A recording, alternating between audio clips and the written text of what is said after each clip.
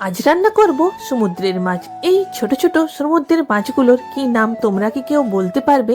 জানো তো, এর আগেও কিন্তু আমি এই একই মাছের এই বড় মাছগুলোকে রান্না করেছি, তবে এত ছোট ছোট প্রথমবার তো বাড়িতে নিয়ে এলো।